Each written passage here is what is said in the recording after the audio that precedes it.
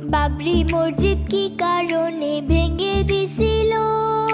ভারতবর্ষের মুসলমানের ইতিহাস ছিল।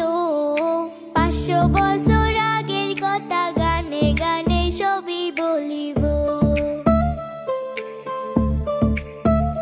সম্রাট বাবরের একটি সেনাপতি ছিল।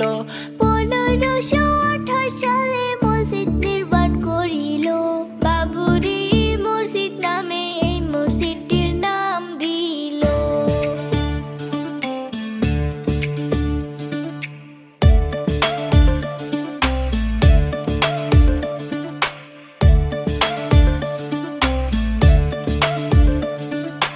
অনেক বছর ভালোই ভালোই কাটিয়া গেল, হঠাৎ করাইয়ে কি হইয়া গেল।